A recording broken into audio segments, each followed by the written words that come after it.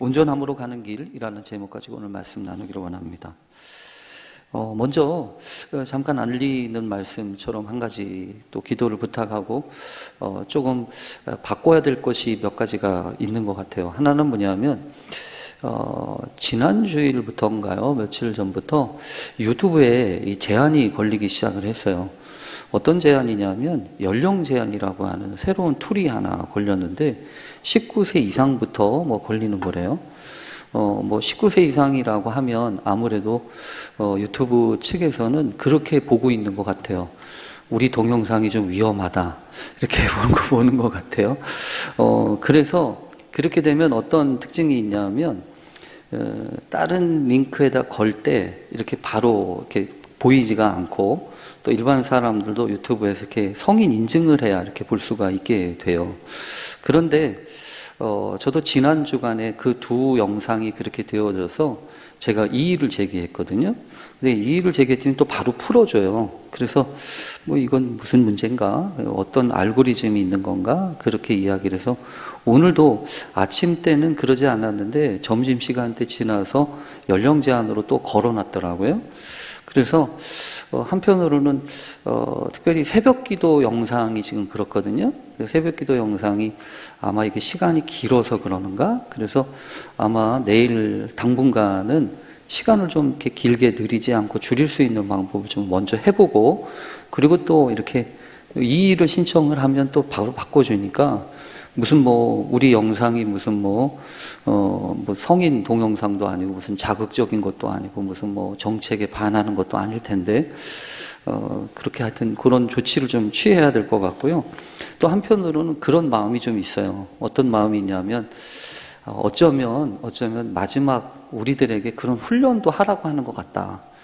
나중엔 하나님의 말씀을 듣는 게 위법한 일들이 될 수 있어요. 그때에도 사실은 하나님의 말씀에 귀를 기울이고 또 그 말씀을 사모하고 듣는 훈련들이 좀 되어야 할 텐데, 그래서 목회자인 저로서는 늘 아쉬움과 안타까움이 있어요. 어떤 마음이 있냐면 코로나 지나면서 점점 더 분명해진 게 있는데, 그게 뭐냐면 우리가 하나님 앞에서 우리가 들어야 될 말씀, 또 우리가 하나님의 음성에 귀 기울이고 자기 예배, 이게 자기 예배가 사실은 있어야 된다.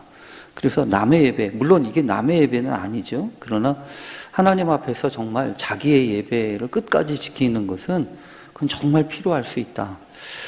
사실은요, 우리는 이렇게 되지만 저 북녘 땅에서 예배 드리는 사람들은 정말 목숨 걸고 예배 드리는 거 아니에요?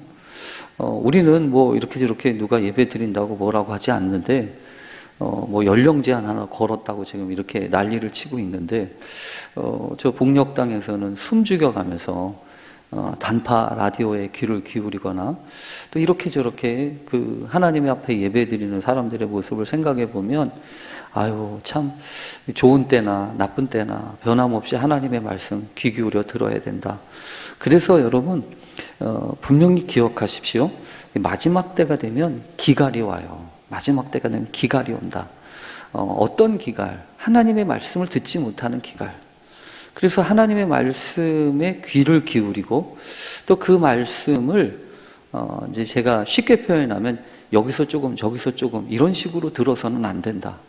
자신의 그 내면에, 자신의 영혼에 주님이 주시려고 하는 것은 이 물을 먹으면 다시 목마르지만 내가 주는 물은 네 속에서 영생하도록 솟아나는 샘물이 되리라, 이렇게 말씀하셨으니까 결국 하나님이 우리에게 허락해 주시려고 하는 것은 한 바가지의 물이 아니에요. 한 바가지의 물이 아니라 다함이 없는 마르지 않는 샘인 줄로 믿고, 하나님, 우리가 하나님의 말씀을 들을 때 그 마르지 않는 샘을 우리에게 허락해 주세요. 그렇게 기도하면서 하나님의 말씀 우리가 잘 듣게 되기를 바랍니다. 또 그래서 오늘 성경에 보면 있잖아요. 제가 오늘 말씀을 준비하다가 믿음은 결국 들음에서 난다고 그러지 않습니까? 성경 자체가 이야기하는데 믿음은 들음에서 난다고.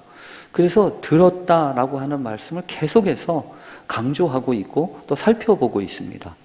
이 산상수훈의 말씀, 우리가 우리 오 목사님이 이 팔복의 말씀을 시작하셔서 산상수훈을 다시금 살펴보고 있는데, 이 산상수훈 5장 이 마지막 부분에도 계속해서 반복적으로 나타나고 있는 것이 뭐냐 하면 오늘도 그렇잖아요. 43절 보면 또 내 이웃을 사랑하고 내 원수를 미워하라 하였다는 것을 너희가 들었으나 이렇게 되죠.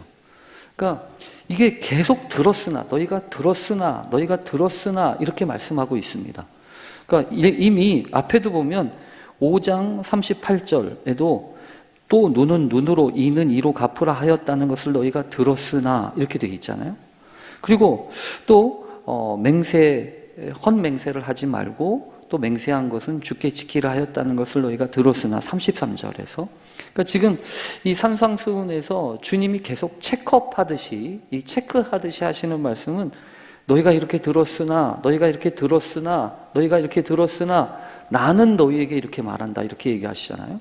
그러니까 지금 주님이 이 부분을 상당히 중요하게 얘기하시는 겁니다. 너희가 이렇게 들었지. 그러니까 너희가 듣고 있다는 겁니다. 그런데 이 5장 43절을 통해서 우리가 확실하게 알 수 있는 게 있습니다. 뭐냐 하면 우리가 듣는데 여러분 제대로 듣고 있을까요? 이게 문제라는 거죠. 우리가 그냥 이렇게 제대로 듣고 있는다고 말씀하시는 것 같습니까? 너희가 들었지 라고 하는 것을 체크하는 게 아니라 사실은 있잖아요. 오늘 말씀 분명히 그러시는 것 같아요. 뭐냐 하면 우리는 잘 못 듣고 있어요. 아니 잘 못 듣고 있는 게 아니라 제멋대로 듣고 있어요. 자기 마음대로 자기가 듣고 싶은 것만 그렇게 듣는 속성이 있다는 겁니다. 왜 그러냐 하면 사실은 이 말씀 이 43절 말씀을 잘 들어보세요. 뭐냐 하면 또 내 이웃을 사랑하고 내 원수를 미워하라 하였다는 것을 너희가 들었으나 그런데 거기 옆에 보면 뭐라고 써 있냐면 레위기 19장 18절 이렇게 써 있죠. 관주라고 보통은 얘기하거든요. 성경 자체에 관주가 있는 성경이 있기도 한데 레위기 19장 18절이라고 하는 그 관주 성경이 있어요. 그러니까 이 성경 본문의 원문이라고 하는 관련되어 있는 성경이 레위기 19장 18절이라는 얘기죠. 그러면 레위기 19장 18절에 요 비슷한 내용이 있어야 되잖아요. 한번 찾아볼까요? 레위기 19장 18절 여러분 한번 찾아보겠습니다. 레위기 19장 18절은 175페이지에 있습니다. 구약성경 175페이지. 레위기 19장 18절입니다. 17절부터 읽어도 좋을 것 같아요. 175페이지. 구약성경 레위기 19장 17절부터 우리 한번 같이 읽어보겠습니다. 시작. 너는 내 형제를 마음으로 미워하지 말며 내 이웃을 반드시 견책하라. 그러면 내가 그에 대하여 죄를 담당하지 아니하리라. 원수를 갚지 말며 동포를 원망하지 말며 내 이웃 사랑하기를 내 자신과 같이 사랑하라. 나는 여호와이니라. 그러니까 여러분 성경의 레위기에 뭐라고 되어 있습니까? 원수를 갚지 말며 동포를 원망하지 말며 내 이웃 사랑하기를 내 자신과 같이 사랑하라. 이렇게 되어 있잖아요. 이렇게 원문은 그렇게 되어 있잖아요. 이렇게 하나님이 말씀하셨잖아요. 근데 어떻게 들었다는 얘기죠? 어떻게 들었냐면 이렇게 들었다는 얘기입니다. 또 내 이웃을 사랑하고 내 원수를 미워하라 하였다는 것을 너희가 들었으나.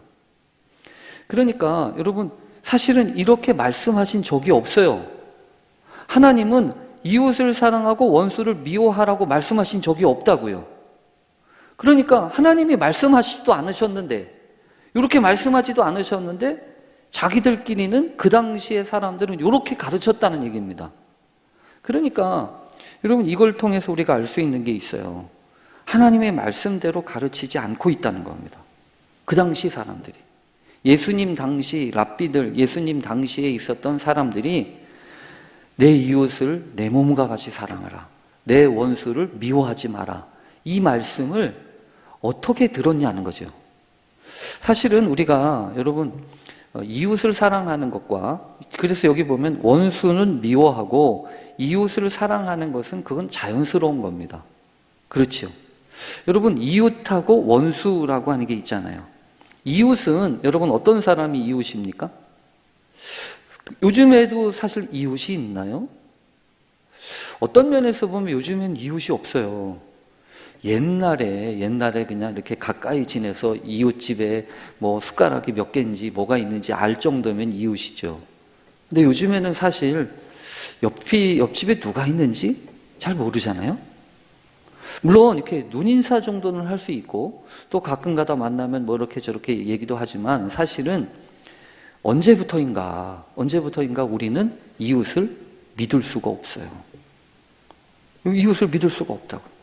그래서 언제부터인가 이웃이 원수인 경우도 있어요. 이웃이 원수예요. 그렇게 되는데 무슨 이게 필요해요? 근데 사실은 이런 겁니다. 이웃은 사랑하라고 하는 것은 여러분 계속 보아야 될 사람이니까, 나한테 유익이 되니까 사랑하라는 겁니다. 근데 원수는요? 원수는 나한테 해로우니까, 원수는 나한테 위협이 되니까 그 사람은 미워하라는 겁니다. 미워하라는 것은 멀리 하라는 얘기죠. 그렇잖아요. 가깝게 지내지 말라는 얘기 아닙니까? 그게 사실은 당연한 거예요. 저도 요즘에 그런 일들을 이렇게 경험하는 것 같아요. 뭐냐면, 참 가깝게 지내고, 또 이렇게 신실하게 의지하고, 또 믿었던 이런 사람들이 가끔 있잖아요. 저 사람 못 믿겠다. 믿을 수 없겠다. 라는 생각이 들잖아요. 그러면 참 이상하게 제 얼굴이 굳어지는 것 같아요. 얼굴부터가 달라지는 거예요. 그전에는 얼굴이 부드러웠대요. 근데 언제부터인가 말도 안 하고 얼굴이 굳어지고. 왜냐하면 그래봐야 무슨 소용이 있나? 내가 잘해봐야 무슨 소용이 있나? 이런 마음이 드니까 그때부터 이제 마음이 딱딱해지는 겁니다. 그러니까 사랑이 안 되는 거예요, 사랑이. 내 이웃이라고 생각하지 않는 거죠. 더 이상 이제 내 이웃이라고 생각하지 않는 겁니다. 뭐 원수는 아니라도. 그래서 참 오늘 성경을 보면서 내 이웃을 사랑하고 내 원수를 미워하라 라고 하는 것을 너희가 들었으나 라고 하는 이 표현을 통해서도 어쩌면 우리가 지금 하나님의 말씀, 하나님의 음성을 제대로 들어야 되는데 제대로 듣지 못하고 있구나. 그리고 여러분 크게 다시 한번 우리가 이 산상수훈의 말씀을 잘 생각해 볼 필요가 있어요. 이 말씀은 아무한테나 주신 말씀이 아니었습니다.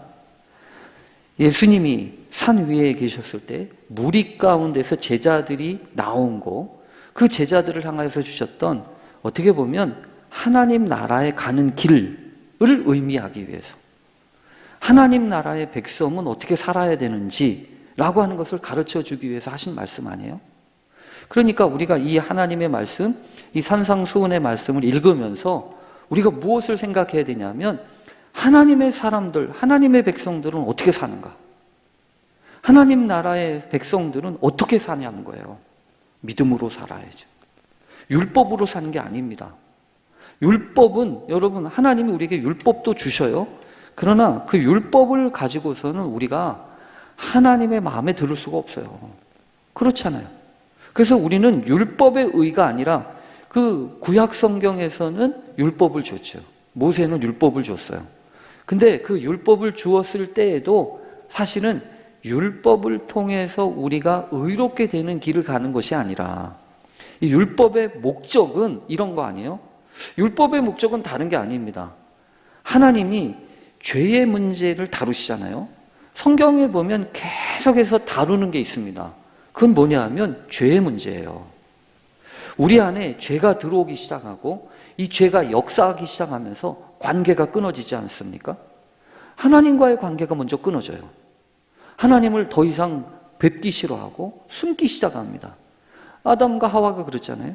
하나님과 이야기하고 하나님과 대화하기 위하여 하나님 우리를 하나님의 형상을 따라 지으시고 생기를 불어넣어 주셨는데, 언제부터인가 그 이전에는 하나님과 말씀하고 하나님을 뵙는 것이 전혀 문제가 아니었는데, 언제부터? 죄를 지고 난 다음부터, 범죄하고 난 다음부터 하나님을 떠나기 시작하고 하나님을 피하기 시작하잖아요. 숨기 시작하잖아요. 하나님을 숨기 시작한다는 건 관계가 무너지고 있다는 거예요. 하나님과의 관계가 무너지니까 어떻게 되죠? 결국 사람들과도 관계가 멀어져요. 가장 사랑하는 아내, 제가 나한테 주어서 내가 선악과를 따먹었습니다, 이렇게 원망하는 그 원망의 도구가 되지 않습니까? 그뿐입니까? 하나님과의 관계가 회복되지 않으니까 그 죄가 우리 마음 가운데 분명히 그랬어요. 여러분, 가인과 아벨을 통해서도 그렇지 않습니까? 하나님 앞에 제사를 드렸는데 하나님이 받지 않으시는 그 가인의 제사를 받으시고서도 너는 선을 행하지 않으니까 죄가 내 집 문 앞에 엎드려 있는 거야, 이러잖아요. 그러면서 분명히 말씀하세요. 죄가 너를 원하나 너는 죄를 다스릴지니라. 그러니까 하나님의 방법 가운데 타겟이 하나 있어요. 하나님이 행하시는 모든 일 가운데 타겟이 하나 있다면 그것은 뭐냐 하면 죄의 문제를 어떤 방식으로든지 다루시는 겁니다. 죄, 우리 가운데 역사하는 그 죄, 우리 사람들 가운데 우리 공동체 안에 일하는 이 죄의 문제. 죄는 여러분 다른 게 아니에요. 하나님 나라를 무너뜨리고 인간의 욕심과 감정과 이 자기 기분에 따라서 살도록 하는 거 아닙니까? 그래서 결국은 파멸, 사망으로 가게 하는 것이 이 죄의 속성이라고요. 그런데 하나님은 그 죄의 문제를 다루신다고요. 그래서 죄의 문제를 다루시기 위해서 제일 방법이 뭐냐 하면 제일 그 문제를 다루기 위한 제일 큰 일이 뭐냐면 죄를 깨닫게 하는 거잖아요. 죄를 치료하려면 죄 문제가 이렇게 심각하구나. 이걸 알아야 되는 거 아니에요? 아무리 병원에 용한 의사라고 할지라도 제일 먼저 하는 거는 검사잖아요. 진단이잖아요. 얼마나 어떻게 아픈지 원인을 알아야 약을 쓰지요. 덮어놓고 배를 가르거나 덮어놓고 약을 주지 않지 않습니까? 얼마나 아픈지. 그래서 어쩌면 치료의 가장 큰 시작은 의사한테 가서 자신의 몸을 보이고 어디가 아픈지 검사하는 거예요. 이유를 알아야 치료를 하지. 그래서 성경에 보면 하나님이 여러 가지로 죄의 문제를 다루시다가 그 죄의 문제를 다루시는 첫 번째 중요한 스텝이 뭐냐 하면 율법이에요. 그 율법을 통해서 우리들이 얼마나 죄인인지, 내가 하나님 앞에 어떤 죄인인지 그 죄의 리스트와 죄의 목록을 이렇게 알게 하신다고. 그러니까 여러분, 우리는 율법을 통해서 사는 사람이 아니에요. 우리는 계명으로 사는 사람들이 아닙니다. 어떻게 사는 거죠? 우리는 계명으로 사는 사람들이 아니라 은혜로 사는 사람들이고 믿음으로 사는 사람들이에요. 그래서 이 성경에서 계속해서 나오는 게 뭐냐면 우리는 계명으로 사는 사람이 아니야. 우리는 율법으로 사는 사람들이 아니야. 그런데도 왜 계명을 주셨을까요? 그런데도 왜 율법을 주셨을까요?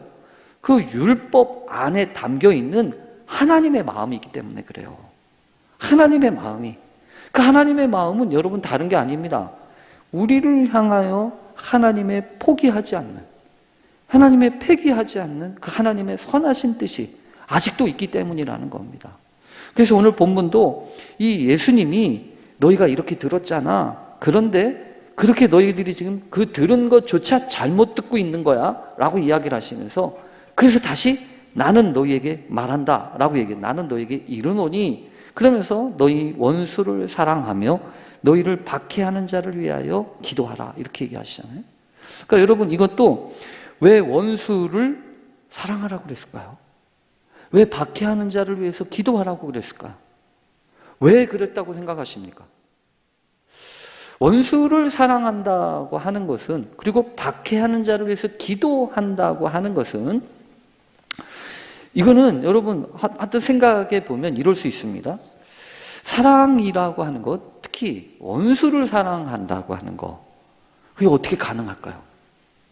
원수를 사랑하는 것이 어떻게 가능하냐고요. 나한테 잘해주고 사랑할 만하고 귀엽고 또 말 잘 듣고 그런 사람을 사랑하는 건 우리는 할 수 있어요. 그런데 원수를 사랑하는 것은, 이거는 내 힘으로 할 수가 없어요. 이악 물고 사랑할 수 있습니까? 아니잖아요. 원수를 사랑한다고 하는 것은 내 안에 내 힘으로만이 아니라 무언가 다른 요인이 있어야 돼요. 내가 원수를 사랑하기 위해서는 아니 그 사람이 바보입니까? 내가 바보냐고요? 그 사람이 원수를 왜 사랑해요? 그러나 이 원수를 사랑하기 위해서는 분명히 오늘 성경에서 보면 특별히 무언가 더 있어야 되는 거예요. 그 더 있는 게 뭘까요? 그 더 있는 게 여러분 사실 그런 겁니다. 원수는 사랑하는 게 아니라 그렇게 가르쳤잖아요. 원수는 미워하라고 가르쳤잖아요. 원수를 미워하는 것은 여러분 이게 뭐냐면 악의 메커니즘이에요. 이게 죄가 왕성해지는 메커니즘이라고. 그런데 그러니까 우리가 이 원수를 내가 어떻게 대하느냐 하는 것은 내 안에 자꾸 무언가를 키워내는 중요한 장치라는 겁니다. 우리는 어떤 과정들을 통해서 무언가를 행하면서 배우기도 하고 낳기도 하고 심기도 한다는 거예요.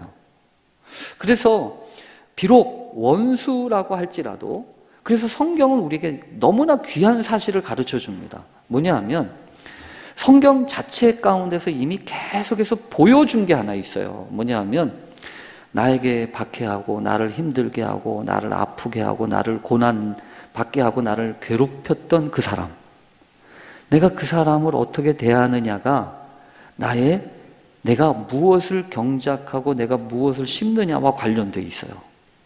그래서 성경에 보면 나한테 잘해주는 사람한테 내가 잘해주고 나한테 못해주는 사람, 나를 힘들게 하는 사람 내가 자꾸 싸우는 것은 그건 당연한 거예요.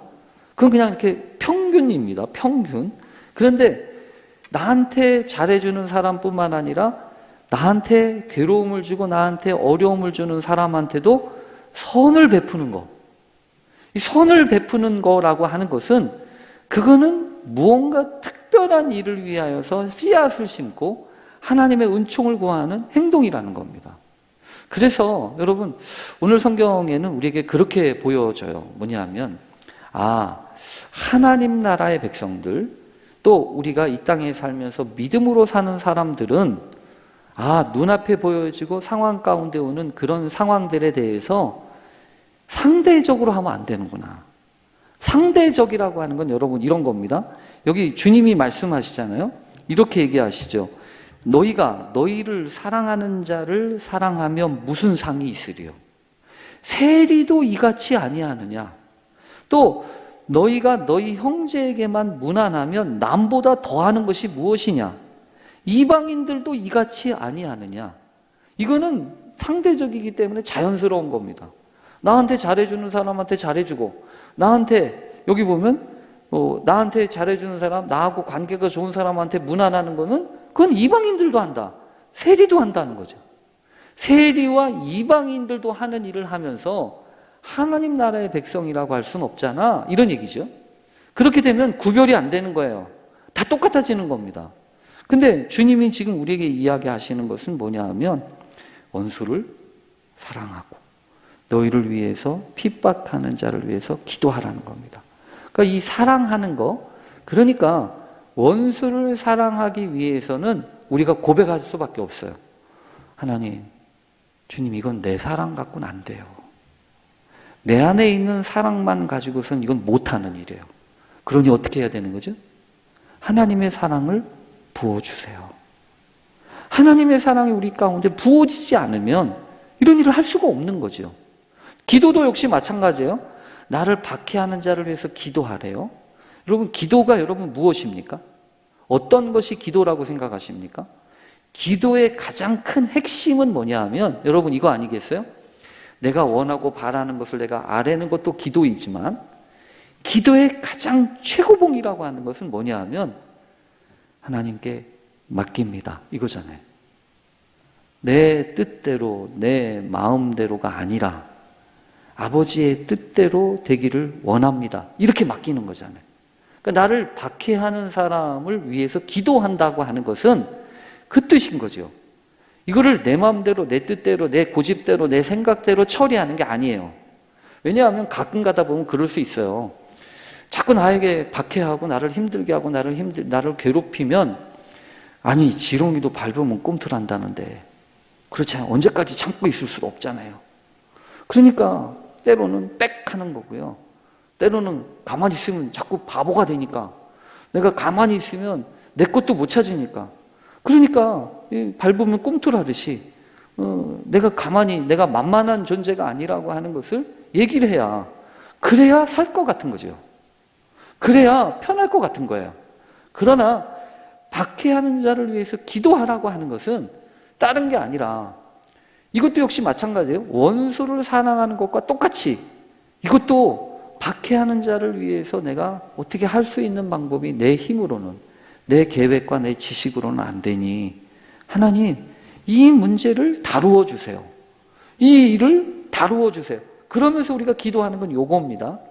성경에 보면, 그래서 성경에 계속해서 나온 게 하나 있어요. 뭐냐 하면 나를 박해하고 나를 힘들게 하고 나를 괴롭게 하는 사람들이 결국은 어떤 사람들이 되냐 하면 나의 미래를 받쳐주는 중요한 자원들이 된다고요. 그래서 성경에 보면 요셉을 힘들게 하고 요셉을 박해해서 그 팔아버렸던 형들의 그 나쁜 일이 결국엔 어떻게 되죠? 그 일을 잘 감당하던 요셉을 통하여서 어떻게 되냐고요? 그 일이 오히려 선을 이루시도록 하나님이 바꾸셨다고 얘기하지 않습니까? 그래서 창세기 50장 맨 마지막에 보면 형님들이 와가지고 벌벌 떨면서 우리가 잘못했어 동생 이러면서 우리를 용서해줘 라고 얘기했을 때 요셉이 감히 이야기하는 게 있어요. 뭐냐 하면 형님들은 나를 해하려고 하셨지만 하나님은 그것을 선으로 바꾸사 오늘 이 구원을 이루셨습니다. 여러분 결국은 그런 겁니다. 성경에도 보면 모세 때도 역시 그렇습니다. 이스라엘 백성들, 히브리 민족들을 박해하면 박해할수록 하나님이 번창하게 하시고 오히려 그런 그 가장 어렵고 힘든 과정들을 통해서 하나님의 백성들을 뽑아내시잖아요. 그리고 여러분 탁월한 리더십을 가졌던 다윗도 역시 마찬가지예요. 다윗도 그 탁월한 리더십을 어디서부터 배우냐고요? 그를 향하여서 여러 번 창을 던지고 활을 쏘았던 그 사울, 미친 왕 사울 그 밑에서부터 그 리더십을 배우잖아요. 그러니까 여러분 우리는 분명히 기억하고 우리는 분명히 선언하고 붙들어야 됩니다. 뭐냐 하면 우리를 박해하고 우리를 힘들게 하고 우리를 괴롭게 하는 사람들은 그 사람 때문에 우리가 망하지 않아요. 그 사람들 때문에 우리가 죽는 게 아니에요. 오히려 있잖아요. 그 일을 믿음 안에서 잘 기도하고 또 사랑으로 극복하면 얼마든지 그 일은 그런 힘들고 괴롭고 어려운 일들은요 우리를 유익하게 합니다. 분명히 그러실 거예요. 그것이 하나님의 사람들이 바는 방법이에요. 그래서 오늘 성경은 우리에게 뭐라고 얘기합니까? 상대적으로 살지 말라는 거예요. 상대적이라고 하는 것은 이 사람이 나한테 잘해주면 나도 저 사람 잘해주고 이 사람이 나한테 대면대면하면 나도 저 사람한테 대면대면하고 이건 상대적이잖아요. 그래서 주님이 뭐라고 얘기하시냐면 이렇게 얘기합니다. 이같이 한즉 하늘에 계신 너희 아버지의 아들이 되리니. 이같이 한즉 하나님이 너 하늘에 계신 하나님의 아들이 된다고요. 이 하나님의 아들이 된다는 게 뭘까요, 여러분? 하나님의 백성이 된다는 거잖아요. 하나님이 허락하신 유업을 이어받을 그 후손이 된다는 거잖아요. 하나님과 관련된 사람이 된다는 거예요. 자기가 계획하고 자기가 만드는 미래가 아니라 하나님이 예비하시는 그 미래를 담아내는 그 사람, 자녀가 된다는 얘기 아니겠습니까? 그래서 그 하나님은 어떤 분이시냐를 다시 한번 설명합니다. 하나님은 그 해를 악인과 선인에게 비추시며 비를 의로운 자와 불의한 자에게 내려주십니다. 하나님은 어떤 분이시라는 거죠? 차별하지 않으시는 분이라는 거예요. 하나님은 악인이나 선인이나 차별하지 않으십니다. 하나님은 의로운 자나 불의한 자에게 똑같이 허락하세요. 이런 걸 일반 은총이라고 그래요. 일반 은총. 제한이 없이 모든 사람에게 주어지는 일반적으로 주어지는 일반 은총. 그러나 여러분 성경은 일반 은총만 있는 게 아니에요. 특별한 은총이 있어요. 그 특별한 은총은 말씀을 통해서 옵니다. 그래서 하나님의 말씀이 주어졌을 때 딴 사람들은 못 알아듣는데 하나님의 자녀들은 그 말씀을 통해서 자극을 받아요. 그 하나님의 말씀을 통해서 내가 그랬구나 점검을 해요. 그리고 그 하나님의 말씀을 통해서 자신의 삶을 바꾼다고요. 그러니까 오늘 성경에 보면 이렇게 얘기하는 겁니다. 하나님의 말씀을 올바로 듣고 그 하나님의 말씀 앞에 올바로 반응할 때 우리가 어떻게 된다고요? 하나님의 자녀가 된다고요. 하나님의 자녀가 되는 것만으로 끝나는 게 아니에요. 마지막 이 48절, 5장 48절 우리가 한번 같이 읽어보겠습니다. 시작. 그러므로 하늘에 계신 너희 아버지의 온전하심과 같이 너희도 온전하라. 하나님의 마음은, 주님의 마음은 여기라는 겁니다. 그러므로 하늘에 계신 너희 아버지의 온전하심과도 같이 너희도 온전하라. 여기서 말하는 온전함이라고 하는 게 뭘까요? 하나님이 우리를 향하여서 품고 계신 하나님의 뜻 아니에요? 우리를 빚으시고 당신의 형상으로 빚으셔서 모양만이 아니라 그 내면까지, 그 마음의 상품과 성품과 그 내면의 형태까지 하나님은 온전하기를 원하신다고요. 그 온전함이라고 하는 것은 성경에 보면 있잖아요. 이것은 어떤 얘기냐면 텔레오스라고 되어 있어요. 탐밈이라고 하는 원어, 이 명무사에서부터 비롯된 이 텔레오스라고 하는 건데, 이것은 이렇게 온전하다라고 하는 것이지만 그 의미가 여러분 이렇게 됩니다. 이런 의미가 있다는 거예요. 뭐냐면 하나님이 받으실 만한, 그래서 하나님이 이렇게 받으시기에 합당한, 흠이 없는 뭐 이런 뜻이고요. 그 다음에 나누어지지 않는 전부인. 그러니까 어떻게 조금씩 잘라가지고 요것 조금 저것 조금이 아니라 그냥 전체, 그리고 나누어질 수 없는 온전한 이런 뜻입니다. 그러니까 하나님이 우리를 여러분 그렇게 대하신다는 겁니다. 우리를 여기 조금 저기 조금이 아니라는 거예요. 우리를 대하실 때는 전체를 대하신다는 겁니다. 어디 나누어지지 않는 마음으로. 그리고 그 마음처럼 우리도 그렇게 되기를 원하신다는 거죠. 그래서 하나님은 우리에게 전적인 것을 요구하시고 또 전적인 것을 주셨어요. 그래서 우리가 오늘 이 산상수훈의 말씀은 이 세상에서 어떻게 하나님의 백성으로, 하나님을 닮은 사람으로 살아갈 수 있을 것인가? 그건 다른 게 아닙니다. 오늘 성경의 말씀처럼 상대적으로 나한테 잘해주는 사람 내가 잘해주고, 나를 박해하는 사람 내가 미워하고, 그게 아니라는 거예요. 그렇게 되기 시작하면 죄의 논리로 빠지는 거예요. 죄가 이끄는 대로 가는 겁니다. 그러나 우리에게 하나님이 허락하신 그 놀라운 생명과 은총이 있음을 기억하면서 하나님, 내가 온전해지기를 원합니다. 주님이 허락하신 그 온전함. 그런데 여러분, 여기서 우리가 생각할 게 있어요. 뭐냐면 온전함이라고 하는 것을 오해합니다. 뭐라고 오해하냐면 완전하다고 오해해요. 그러나 온전함과 완전함은 차이가 있어요. 왜냐하면 완전하다고 하는 것은 실수도 안 하고 잘못도 안 하고 뭐 이런 거죠. 그러나 온전하다고 하는 것은 여러분 때로 실수할 수도 있어요. 때로 범죄하기도 해요.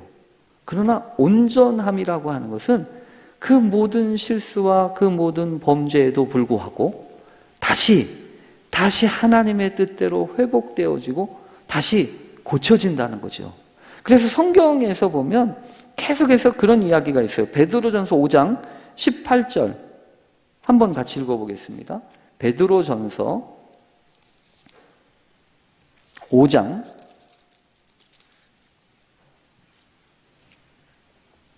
10절입니다. 5장 10절. 베드로전서 5장 10절. 382페이지에 있습니다. 우리 한번 같이 읽어보겠습니다. 시작. 모든 은혜의 하나님 곧 그리스도 안에서 너희를 부르사 자기의 영원한 영광에 들어가게 하신 이가 잠깐 고난을 당한 너희를 친히 온전하게 하시며 굳건하게 하시며 강하게 하시며 터를 견고하게 하시리라. 아멘이에요. 우리를 부르시고 하나님의 영광 가운데 참여하시도록 우리를 이끄시는 그 하나님, 그 주님은 우리를 고난당한 우리를 친히 온전하게 하셔요. 그러니까 온전하다고 하는 것은 여러분 어떤 거냐면 내 스스로 온전해지는 게 아니에요. 내 스스로 완전해지는 게 아니라고요. 오히려 주님이 우리를 온전케 하시는 겁니다. 주님이 우리를 온전케 하세요. 어떻게 온전하게 하실까요?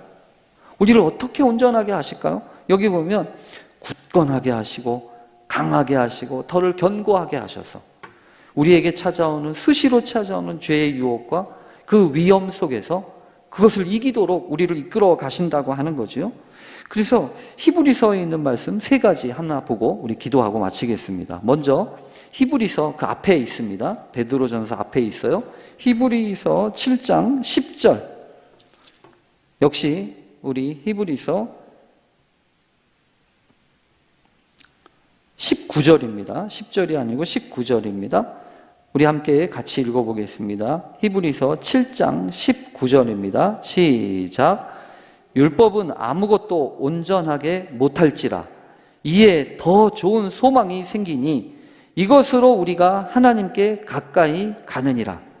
율법은 우리를 온전하게 할 수 없어요. 그러니까 율법을 통해서 우리가 하나님을 믿고 그 은혜로 살아가는 사람이 될 수 없습니다. 율법은 아무것도 온전하게 할 수 없다. 그러나 여기 성경에 보면 그래서 더 좋은 소망이 생긴대요. 그래서 더 하나님께 가까이 간다고 하는 겁니다. 그래서 히브리서 10장 1절 우리가 한번 보겠습니다. 한 장 넘기면 10장 1절이 있죠. 히브리서 10장 1절입니다. 같이 읽어보겠습니다. 시작. 율법은 장차 올 좋은 일의 그림자일 뿐이요 참 형상이 아니므로 해마다 늘 드리는 같은 제사로는 나오는 자들을 언제나 온전하게 할 수 없느니라. 아무리 제사를 드린다고 해도 해마다 드리는 그 제사는 좋은 일의 그림자일 뿐이고 참 형상이 아니니 그렇게 제사를 통해서는 온전하게 할 수 없다는 거예요. 그러면 어떻게 온전하게 할까요? 히브리서 12장 2절 우리 한번 읽어보겠습니다. 히브리서 12장 2절 그 한 장 넘기면 있죠. 같이 읽겠습니다. 시작. 믿음의 주요 또 온전하게 하시는 이인 예수를 바라보자. 그는 그 앞에 있는 기쁨을 위하여 십자가를 참으사 부끄러움을 개의치 아니하시더니 하나님 보좌 우편에 앉으셨느니라. 예수를 바라보고 하나님 앞에 믿음의 주 대신 그분을 향하여 나아갈 때, 그러니까 결국 이 이야기는요, 우리가 온전해지는 길은 믿음밖에 없다는 거예요. 하나님 앞에 믿음으로 나아가기 시작할 때 하나님은 믿음을 통해서 우리에게 온전케 됨의 길을 열어주신다고요. 오늘 그 마태복음에 있는 말씀을 보면서 하늘에 계신 너희 아버지의 온전하심과 같이 너희도 온전하라 라고 하는 이 말씀은 우리를 다시 한번 믿음으로 초대하시는 말씀입니다. 그리고 그 하나님의 온전함은 부담이 아니에요. 어떻게 우리가 온전해지냐? 어떻게 원수를 사랑하고 박해하는 사람들을 위해서 기도하냐? 못해. 안 돼. 부담을 느끼면 그럴 거예요. 그러나 이 말씀은 우리를 부담시키게 하시기 위함이 아니라 우리를 향하신 하나님의 마음과 폐기할 수 없는 당신의 뜻을 우리를 향하여서 이루시고자 하는 하나님의 계획을 담아 주신 거 아니겠어요? 그래서 하나님의 말씀은 약속이에요. 언약입니다. 이렇게 하시겠다고 한 언약이에요.